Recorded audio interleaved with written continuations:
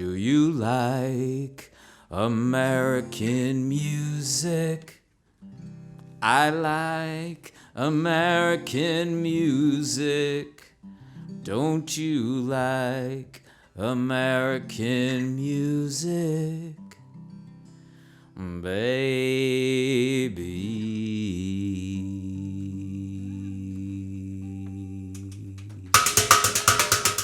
Hey, I'm Brian Ritchie. And I'm Gordon Gano. Collectively, we're known as Violent Femmes. Femmes.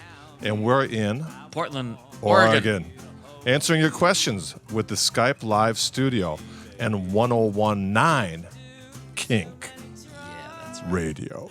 Hi, my name is Blaine Fortune, and I have a question for the Violent Femmes. I'm a newer and younger fan, and I was wondering what you think about younger generations getting into your music and how that's maybe affected your stage presence or what you do with your music or anything like that, and also if you are inspired by any newer artists. Thank you. Hey, Blaine. Yeah. That's quite a good question, asking us about the younger artists and our relationship with the younger generation. Sometimes we even have 3 generations of fans in the audience. We think it's absolutely great. We love having young fans. As far as our music and how it will or won't relate to somebody of a certain age, I never think about that at all. Yeah, I don't think we would think about any age, gender, or race, any of that stuff. Nothing. And then for younger, newer bands and inspirations, I'm always listening to music and getting inspired. We just had a group open up for us called Happiness, with Jake Brebs as is the songwriter, and he's one of my favorite songwriters that most people don't know about at all. And so I find that, invigorating and then in a way inspiring. Hello, this is Mike Kroll, and I just finished playing the Skype Live Studio, and I have a question for Brian Ritchie from the Violent Femmes. Brian, what's your craziest tour story? And, second part of the question, would you consider taking us on tour? I'm originally from Milwaukee, Wisconsin. I'm good friends with Carl Johnson, who is your nephew. Hey, Mike. It's Brian. Craziest tour story. Well, there are a lot of them. Some would be too crazy to even share. But there was one gig we did in New Jersey, which I'm sure Gordon over here would remember.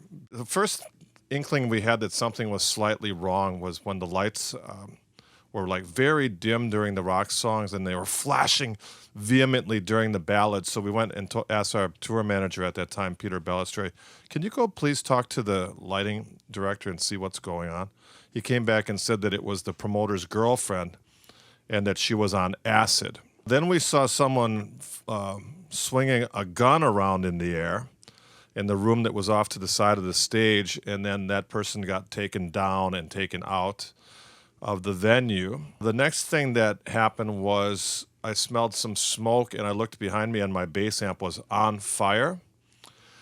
That was a slight problem. We saw the PA speakers waving like this, and they were about ready to fall over on Gordon, and Peter Ballestre, who was also our sax player and tour manager, he pushed Gordon out of the way so that the speakers wouldn't actually fall on Gordon, but he was rewarded by having the speakers fall and crush his saxophone. About opening up for the Femmes, it's possible. There's a guy you might know from Milwaukee named Brett Newski who's going to be opening up for us, and he's actually friends with my other nephew, Carl's younger brother, Hunter, who you probably also know. So I hope that answers both of your questions adequately. Too soon, I was born too late. Every time I look at that ugly lake, reminds me of me. Reminds me of me. Oh, oh, oh. Stay connected with Skype Live Studio for your chance to win this guitar signed by us, Violent Femmes. That's right. Reminds me of me.